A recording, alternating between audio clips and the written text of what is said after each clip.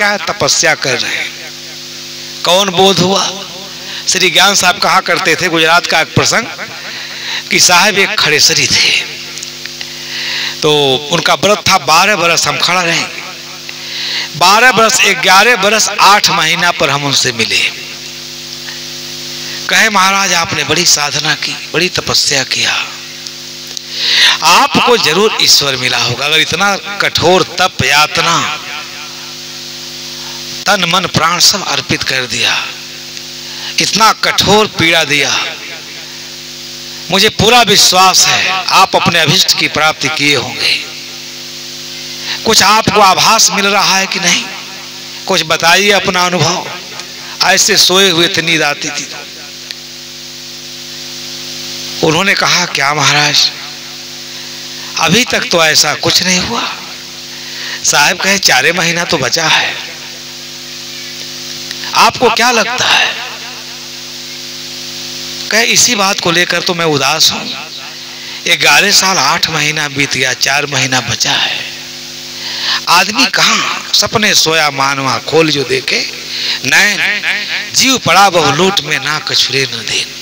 इतना प्रज्ञा से संपन्न जीवन लेकर, प्रज्ञा कितनी प्रदीप्त है, प्रखर है, आये ढोंग पाखंड आडंबर में जीवन को नष्ट कर दे। कैसे मन के भावों को सुलझाएंगे? सत्संग की सार्थकता मन के भावों को सुलझाने में है।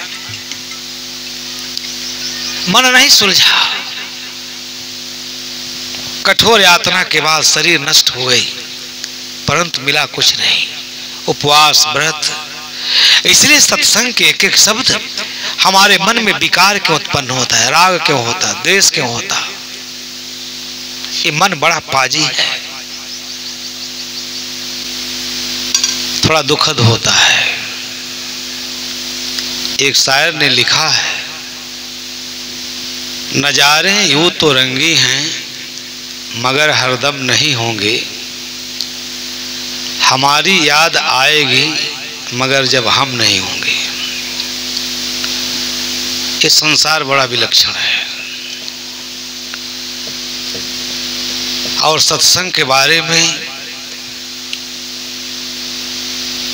जो नाना प्रकार के विचार हैं, दृष्टिकोण हैं, उससे आप भली भांति परिचित हैं। अनेक महापुरुषों को आपने सुना होगा। गीता, रामायण, भागवत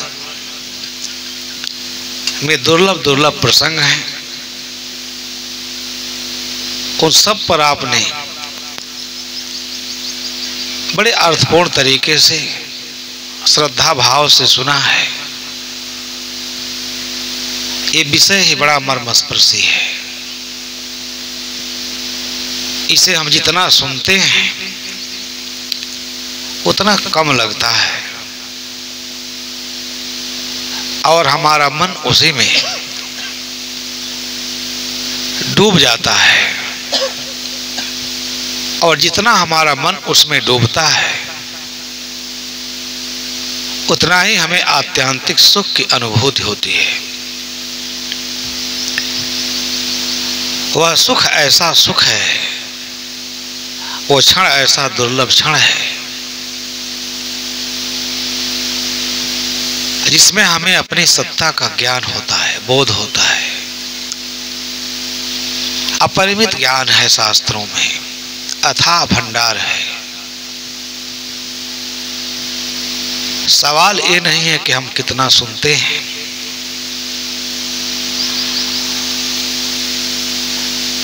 असली सवाल ये है अनेक तरीके से लोगों ने इस विषय पर ऐसा मर्मस्पर्शी, तलस्पर्शी, हृदय स्पर्शी विचार दिया है कि सब लोग सुध बुध खो बैठते हैं। बाकी चीजें आती हैं जाती हैं, इतना प्रभाव नहीं पड़ता, लेकिन सत्संग में कुछ ऐसे शब्द मुख से निकलते हैं, उन शब्दों का हमारे जीवन में बड़ा अर्थ होता है। प्रयोजन होता है वो अनायास ही नहीं निकल जाते। ऐसी परिस्थितियां होती हैं कि उसमें उन शब्दों को कहना पड़ता है।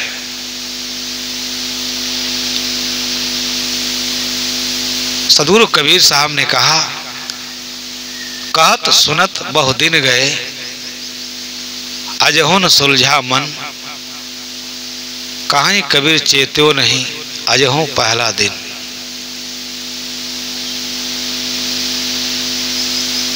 बहुत ही महत्वपूर्ण साखी है, इस पर सबको विचार करना चाहिए।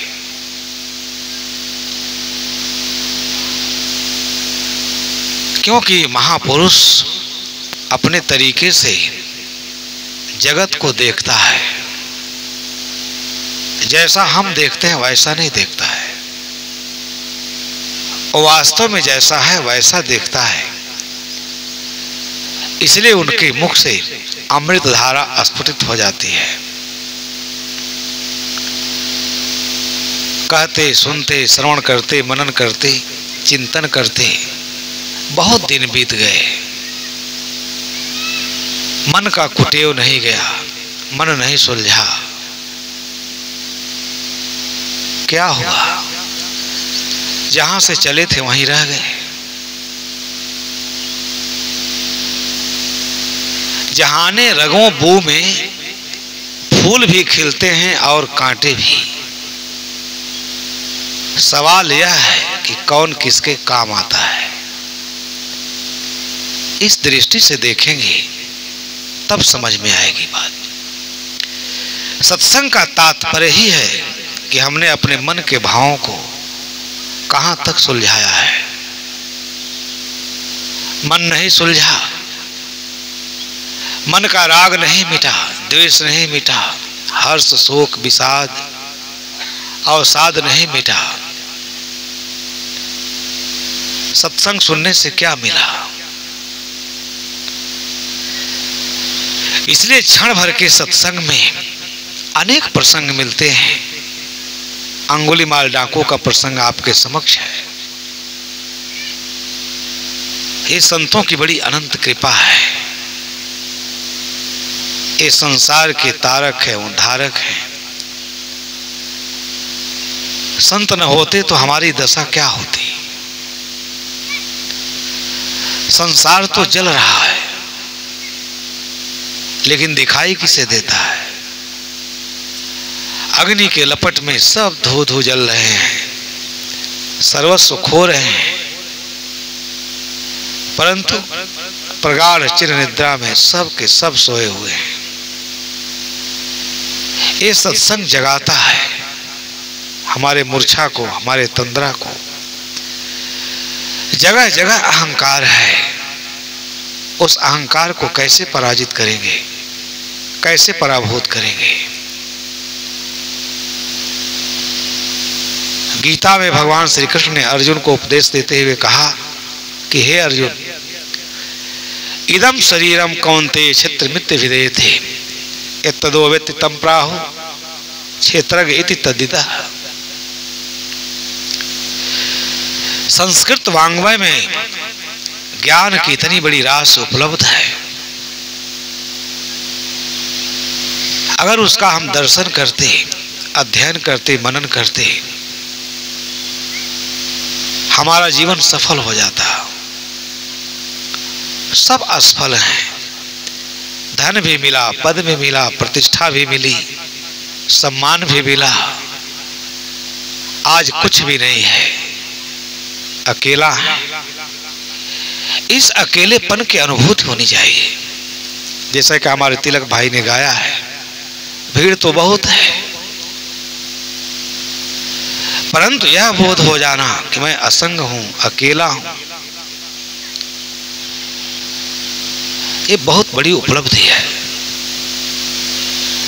ये संसार का परम सत्य है। इस सत्य को जब हम इसका अवलोकन नहीं करते, इस यथार्थ सत्य का हम बोध नहीं प्राप्त करते, भटक जाते हैं। पति पत्नी का संबंध यही बना, माता पिता का संबंध यही बना, इष्ट मित्र, निंदक, प्रशंसक, गाली देने वाले, प्रशंसा करने वाले, आलोचना करने वाले सब मिले। पीछे मुड़ के देखे, आज कोई नहीं है, न निंदक है, न प्रशंसक है, न माता है, न पिता है। सारा संसार दिखाई देता है। इसके चकाचौंध को देखकर आदमी भूल जाता है। उसे अपने मृत्यु के दिन का याद नहीं है। जिस दिन वो अकेला अनंत की यात्रा पर निकल पड़ता है, सबको अलविदा कह देता है। सत्संग का मतलब है कि इस यथार्थ को समझें। ये परम ज्ञान है, दिव्य ज्ञान है। साहब ने कहा, जप माला छापा तिलक सरे न एको काम, मन कांचे नाचे वृथा, सांचे राचे राम। स्कूलों में गुरुजी लोग पढ़ाया करते होंगे, पाठ्यक्रम में है ये, परंतु ये जीवन दर्शन है, साखी नहीं है। हमारा मन कच्चे विषयों में, अनात्म विषयों में, जो अनात्म है, दुख है, उसी में रस ले रहा है और अपने सुंदर अवसर को खो रहा है। गंतव्य का पता नहीं है, उसे लगता यही चिरकाल तक रहेंगे। ये बहुत बड़ी भ्रांति है, भूल है। गीता में ऐसे ऐसे प्रसंग हैं जो समाधि की ओर ले जाते हैं, परंतु न उपदेष्टा को उसका ज्ञान है, न श्रोता को उसका ज्ञान है। दोनों को अपने अलिप्त और असंग भाव का ज्ञान नहीं है। इदम शरीरम कौन्ते क्षेत्र मित्र विदेथे। हे अर्जुन, यह शरीर खेत है। जिस प्रकार खेतों को हम लोग जोतते हैं, गुड़ाई करते हैं, खर पात उसमें से निकालते हैं, फिर बीज बोते हैं और उस बीज का फल समय पर प्रकट होता है। इसी प्रकार इस शरीर रूपी खेत में कर्मों और संस्कारों के जो बीज हैं, अच्छे बुरे कर्मों संस्कारों के बीज, समय आने पर उसका फल प्रकट होता है। उससे जो दुख सुख होता है, उसे आदमी ईश्वर की देन कहता है, परंतु किया हुआ तो उसका ही है। इसलिए क्षेत्र मित्र भी देते, इस शरीर को खेत समझो, ऐसा मनीषियों ने कहा है। इसलिए मनुष्य का यह पावन कर्तव्य है। कबीर साहब की साखी तो चीर करके बोध के पार ले जाती है। सारे शास्त्र फीके पड़ जाते हैं। अनुभूति परक ऐसा ज्ञान है कि सबका मन हिल जाता है, सब द्रवित हो जाते हैं। एक ऐसा द्रावक रूप उपस्थित करते हैं। सारे सद्ग्रंथों को पढ़ना चाहिए। इदम शरीरम कौन्ते क्षेत्र मित्र विदेते इत्तदो वेति तम प्राहु क्षेत्र इति तद्दतः। खेती करने वाला उसका भोक्ता बनता है, ऐसा मनीषियों ने कहा है। इसमें धर्म का सार आ जाता है कि ऐसा जीवन पा करके कहत सुनत बहुत दिन गए, सारा दिन बीत गया, उम्र चली गई, बोध न हुआ, ज्ञान न हुआ, कर्तव्य पथ पर आरूढ़ नहीं हुआ, अजहुन सुलझा मन, अनेक जन्मों के गंदे संस्कारों में उलझा हुआ मन रात दिन इस गंदे शरीर में सुख ढूंढ रहा है। कहां सुख है? दृष्टि नहीं है। इसलिए ये सत्संग एक नई नूतन दृष्टि देती है। अनुभूति परक ज्ञान है। जो जग गया उसका काम बन गया, जो सो गया चिरकाल तक, अनंत काल तक भावधारा की यात्रा वो करता रहता है। ये साखी नहीं है, जीवन का सार है। जीवन को सफलता में परिणित करने का ये मंत्र है। लेकिन मन कितना उलझा है। बड़ा सुंदर भजन गाया तिलक भाई ने। मुझे एक दृष्टांत याद आ जाता है। एक जटाधारी महाराज जी थे, उन्हीं की पूजा होती है। कुंभ में आप गए होंगे, इतने बड़े बड़े जटा रखा कर आए, इतना बड़ा बोझ ढो रहे हैं, तत्व ज्ञान कुछ भी नहीं, चीलम फूके जा रहे हैं, सिगरेट फूके जा रहे हैं, नशा पर नशा ले जा रहे हैं। जनता महाराज है, दंडवत कर रही है, उनके चीलम गांजा की व्यवस्था कर रही है, ये महाराज है। कितनी दयनीय दशा है। शराब भी पीते हैं महाराज, आशीर्वाद भी देते हैं। इतनी गंदगी, इसलिए सत्संग एक अद्भुत विषय है। ये लोग क्या सत्संग करेंगे? कोई कीलों पर सोया हुआ है, कोई खड़ेसरी है, कोई उर्दबाहा है, हाथ उठाए, लगता है जैसे किसी कोर्ट से इनको सजा हुई है, सुप्रीम कोर्ट से। ये सत्संग के बिना ये नहीं सुलझता। खड़ेसरी हैं, पैर इतना सूज गए हैं खड़े खड़े, अपने ऐसे सुंदर जीवन को भारी यातना के हवाले कर दिए हैं। नाम क्या है? तपस्या कर रहे हैं। कौन बोध हुआ? श्री ज्ञान साहब कहा करते थे, गुजरात का एक प्रसंग, कि साहब एक खड़ेसरी थे, तो उनका व्रत था 12 बरस हम खड़ा रहेंगे। 12 बरस 11 बरस 8 महीना पर हम उनसे मिले। कहे महाराज आपने बड़ी साधना की, बड़ी तपस्या किया, आपको जरूर ईश्वर मिला होगा। अगर इतना कठोर तप यातना, तन मन प्राण सब अर्पित कर दिया, इतना कठोर पीड़ा दिया, मुझे पूरा विश्वास है आप अपने अभिष्ट की प्राप्ति किए होंगे। कुछ आपको आभास मिल रहा है कि नहीं? कुछ बताइए अपना अनुभव। ऐसे सोए हुए थे, नींद आती थी। उन्होंने कहा क्या महाराज, अभी तक तो ऐसा कुछ नहीं हुआ। साहब कहे 4 महीना तो बचा है, आपको क्या लगता है? कहे इसी बात को लेकर तो मैं उदास हूं। 11 साल 8 महीना बीत गया, 4 महीना बचा है।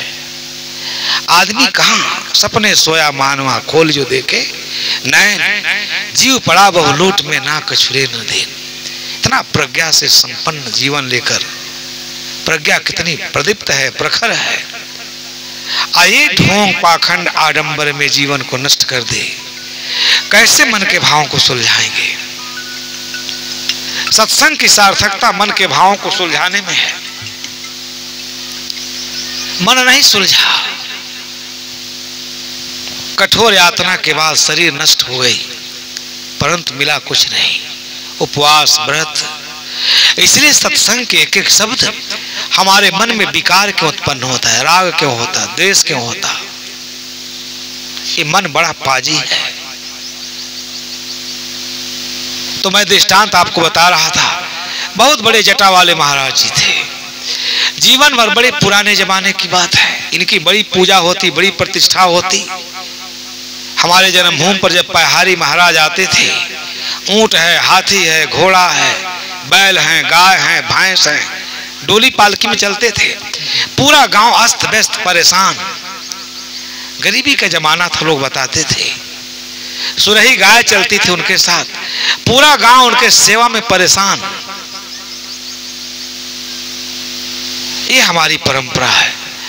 इस समाज बड़ी आदर देता है महात्माओं को। महात्माओं को अपने कर्तव्य का ज्ञान होना चाहिए। आप उसके बदले में समाज को क्या देते हैं? ज्ञान देते हैं, उसको प्रकाश से प्रकाशित करते हैं, कि अंधकार में जीने के लिए उसे विवश कर देते हैं। ऐसे ही महात्मा थे, बड़ा बड़ा जटा था, बड़े बड़े राजा महाराजाओं के यहाँ जाते थे। आज जो भी दक्षिणा पाते थे, उस समय सोने के सिक्के चलते थे, चांदी के सिक्के चलते थे, सारे उसी जटा में। वो आदमी बताइए कहाँ मोक्ष का अधिकारी है, जो सोना में जिसका चित्त अटका हुआ है, दूसरे को बैराग की बात सिखाता है। ये संसार बड़ा विलक्षण है। सब सोने के सिक्कों को उसी जटा में उलझा उलझा के रखे थे, विश्वास कहीं नहीं था, क्या पता कहां धोखा हो जाए। एक भगत राज के यहां गए, बड़े अच्छे साधक थे। मन कब धोखा दे जाए, कब मन बदल जाए, कुछ नहीं कहा जा सकता। तो ये लोग खेत में काम कर रहे थे। महाराज कमंडल लेके गए और खेत के किनारे कहीं बैठ करके शौच क्रिया करने लगे। उनको तो पैसा सहेजना था। बहुत देर हो गया तो भगत भक्तिन कहते हैं महाराज क्या कर रहे हैं, घंटों हो गया। वो एक एक पैसा को सहेज रहे थे। जाके धीरे से देख रहा है तो महाराज के पास तो इतनी असरफियां हैं। उसके दिमाग पर बल पड़ा, ये जटा में लेके बाबा घूम रहा है, मर जाएगा, सब व्यर्थ हो जाएगा। इतना उनका मन में प्रदूषण घुसा। महाराज जैसे ही घर गए, दोनों पति पत्नी खूब सेवा किए, चरण दबाए, कथा सुने और रात को एक योजना बनाए कि धन कैसे लिया जाए। आदमी का मन इतना पापी है, मलेच्छ है। दोनों ने कहा महाराज का खूब चरण और दबाए, सेवा वह की। रात को कहे देखिए अपने दीवार में हम लोग खोद खाद देंगे और सवेरे हम लोग छाती पीट पीट करके रोएंगे, हमारे घर में तो चोरी हो गई, चोरी हो गई। गांव के लोग इकट्ठा होंगे, कोई रास्ता निकलेगा। आदमी इतना खुराफाती प्राणी है, ये सारे शास्त्र और सारे सत्संग भी उसके मन को नहीं सुलझा पाते हैं। इतना निम्न कोटि का प्राणी है। महाराज इनके श्रद्धा भाव से, समर्पण से, सेवा से अभिभूत हो गए, संविघ्न हो गए। कथा सुना करके सोए, अरे रात भर जगे रहे। और जैसे ब्रह्म मुहूर्त हुआ, पत्नी छाती पीट पीट के रो रही है, अरे बप्पा हमारा सारा धन गया, आज चोरी हो गई, डाकू आए, चोर आए, सब लूट ले गए। इतना कस के चिल्लाई, सारा गांव इकट्ठा हो गया। क्या हो गया, क्या हो गया? कौन आया? दो ही लोग हो। बाहर महाराज जी पड़े हैं। अरे घर में किधर से चोर गया? कहाँ देखे, इधर सेन कटा हुआ है, सेन अपने ही काटे थे। कहे महाराज सबसे बड़ी दुख की बात है, हमारे पूर्वजों का दिया हुआ धन था, स्वर्ण मुद्राएं थी, सब ले गए, सब ले गए। बेहोश हो जाते थे रोते रोते। फर्जी नाटक करने में आदमी को इतना महारत हासिल है। कथा सुनता है, सत्संग सुनता है। महाराज भी कांपने रहे कि हम भी रात भर भजन किए, ब्रह्म मुहूर्त में ध्यान लगा के बैठे हैं 4 बजे 3 बजे से, आखिर चोर आया कहां से? चोर तो मन में है, पहले से ऑलरेडी बैठा हुआ है। इसलिए आचार्य शंकर ने कहा मनस्ते पर तुष्टे को अर्थवाने को दरिद्र। मन के संतुष्ट होने पर कौन राजा है, कौन रंक है, लेकिन जब तक मन संतुष्ट नहीं है, इसको समझाना बड़ा कठिन। पूरा गांव इकट्ठा हो गया, दहाड़ मार के रोने लगे। महाराज भी घबराए।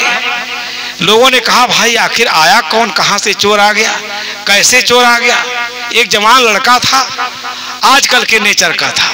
कहा आजकल तो सारे साधु चारों जितने चोर हैं, साधु डकैत के रूप में साधु बन के घूम रहे हैं, जटा बढ़ा करके। जितने चोर चांडाल हैं, कहीं ऐसा न हो कि साधु महाराज ही चोर हो। कहे महाराज ऐसा मत कहिए, महाराज बड़े तपस्वी, ऐसा ही नहीं कर सकते। ऐसा करेंगे, महातपस्वी है, महायोगी है। अब जितनी मुंह है उतनी बातें। कहे चोर आया कहां से, चोर कब आया, कब चोरी करके गया, तरह तरह के प्रश्न होने लगे। 12 बजे तक आप लोग जगे थे, सत्संग सुने, 2 ही घंटा में कहां से चोर आ गया? कहे महाराज विश्वास करो चाहे ना करो, चोर यही है। ये साधु का स्वांग बनाकर सारा करामात इसी का है। कोई आसन छीड़ दिया, कोई कमरा छीड़ दिया, कोई कुमार साहब जैसा बहुत झोला वाला ले घूम रहा था, झोला पटक दिया, घबराए साधु। कहे है तो कुछ नहीं। कहे महाराज लंगोटी खोलो, इसका देखो, कपड़ा उतरवाओ, कुछ नहीं मिला। ये लड़का कहता है इसका जटा बहुत बड़ा है, इसका जटा को खींचो, कहां से चोर आएगा? और जैसे जटा खींचा, 100 स्वर्ण मुद्रा भर भर भर भर गिर गया। कोई उसको तमाचा मार रहा है, कोई जूता मार रहा है। माने महाराज का ऐसा स्वागत हुआ। दोनों भगत भक्त ने कह रहे हैं बाबू अब बिल्कुल मत मारिए, जो हुआ सो हुआ, हमारा धन मिल गया, कोई बात नहीं, खोई हुई संपत्ति मिल गई। साधु हैं, साधु के भेष में हैं, साधु का सम्मान करिए, अब मत मारिए। महाराज के ऊपर दोनों के दोनों ढह गए। कोई जूता चला रहा है, कोई चप्पल चला रहा है, कोई तमाचा चढ़ रहा है। कहे महाराज अब मत मारिए, जो हुआ सो हुआ, हमारा धन तो मिल गया। महाराज के अकल पर तो ताला लग गया है, पसीनों पसीन हो गए हैं इन बकुला भक्तों के कहानी से कि कहां से कहा इसके घर में प्रवास किए। ऐसे बकुला भगत के यहाँ जीवन भर की कमाई हमने खो दिया। लोग हाथ जोड़े, अब मत कुछ कहिए, बहुत हो गया, हद हो गया। आप लोग जाइए, जो हुआ सो हुआ, साध भेष की बड़ी बदनामी होगी। जब सब लोग चले गए, दोनों भगत भक्तिन कह रहे हैं महाराज कोई बात नहीं, जो हुआ सो हुआ, जाइए, अब पुनः आइएगा, पुनः जब कुछ हो जाएगा तो फिर लेकर हमारे यहाँ आइएगा, जाइए कोई बात नहीं। महाराज पसीनों पसीन हो गए। थोड़ा हंसने के लिए हमने कह दिया, गुलशन साहब का रिक्वेस्ट है कुछ कहिए, लोग हंसे, हमको तो हंसने कहने की आदत नहीं है। ये हमारे मन की व्यथा है, कथा नहीं है, ये पीड़ा। साधु संतों का आज जो भ्रष्टाचार है, उनकी काली करतूत है, उनका कच्चा चिट्ठा जब खुलता है, आप लोग नाक भाव सिकोड़ के भागते हैं। हमसे लोग प्रश्न पूछते हैं, हमने कहा जो नाक भाव सिकोड़ के भाग रहे हैं, साधुओं को महानता के शिखर पर ले गए, इसमें किसका दोष है? इसलिए सही परिप्रेक्ष्य में अध्यात्म को समझिए, दर्शन को समझिए, साहब की इस वाणी को समझिए, इस जीवन के बारे में क्या कहा। कहा सुनत बहुत दिन गए, बुढ़ापा आ जाती है, सारे शास्त्र अपना अर्थ खो देते हैं, प्रवचन अपना अर्थ खो देते हैं, आपके जीवन में कोई क्रांतिकारी परिवर्तन नहीं होता है, समाधि सुख अमृत लाभ से आप वंचित रह जाते हैं। यह शरीर विषय सुख के लिए नहीं है, चोरी के लिए, चांडाली के लिए, झूठ बोलने के लिए, धूर्तता के लिए नहीं है, यह जीवन अमृत लाभ के लिए है। केवल संयम की जरूरत है, शील की जरूरत है। आदमी एक काम नहीं कर पाता, इसलिए वो भारी दुखी है, भटका खा रहा है। आज हम पहला दिन का तात्पर्य जानते हैं क्या है? साहब का संकेत है अनंत जन्मों के प्रवाह के बाद, अनंत प्रवाह के बाद, अनेक जन्मों के जब पुण्य पाथे उपार्जित कर्म संस्कारों का संचय हुआ, तो आज मनुष्य के देह में आए हुए पहला दिन है। क्यों? कि मुक्ति का मार्ग यहीं से खुलता है।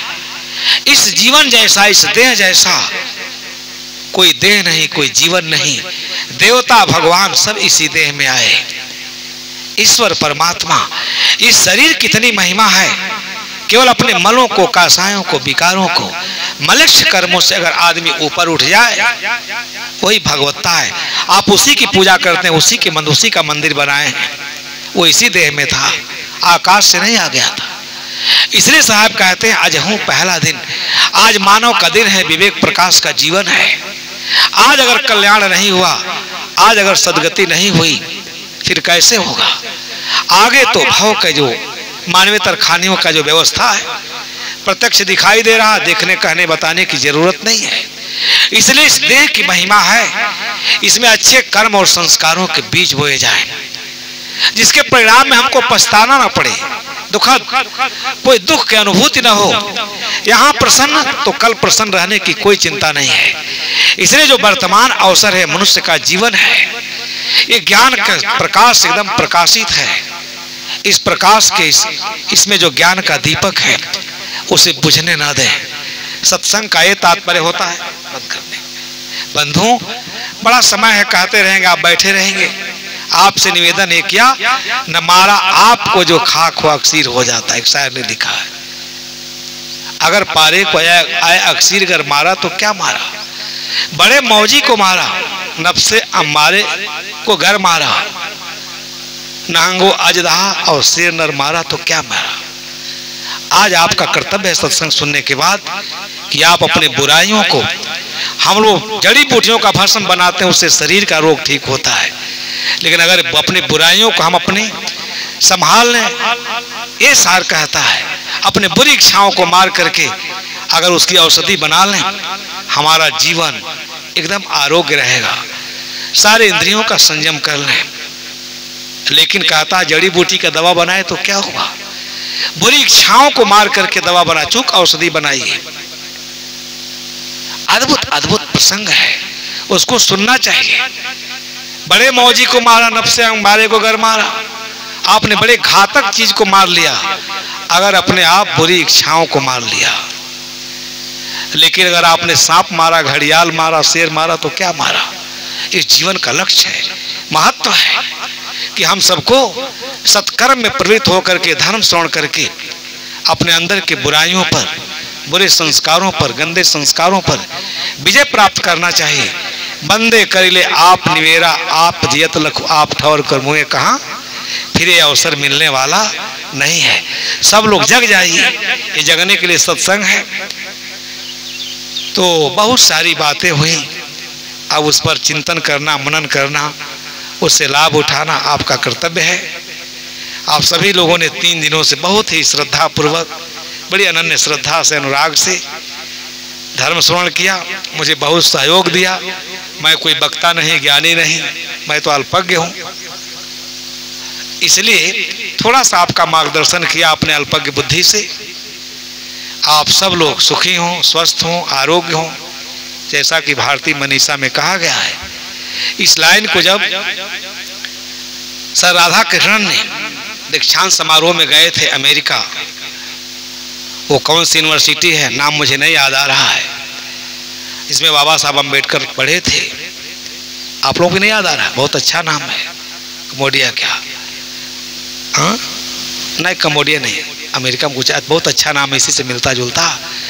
तो अपने भाषण के बाद उन्होंने, ये तो इंग्लैंड में फॉरवर्ड, तो उन्होंने अपने भाषण के लास्ट में इस लाइन को कहा था कि भारती मनीषा का ये पूरी मानवता के लिए संदेश है, सर्वे भवन्तु सुखिनः, सर्वे सन्तु निरामया, सर्वे भद्राणि पश्यन्तु माँ कश्चित् दुर्भाग् भवेत्। सभी सुखी हों, सभी सज्जन हों, सभी आरोग्य हो, सब में सद्बुद्धि हो, सब में सुंदर समन्वय हो, सामंजस्य हो, किसी के मन में किसी के प्रति कोई वितृष्णा न हो, सब सुखपूर्वक जिएं, सब समान रूप से भौतिक आध्यात्मिक हर प्रकार की विकास करें।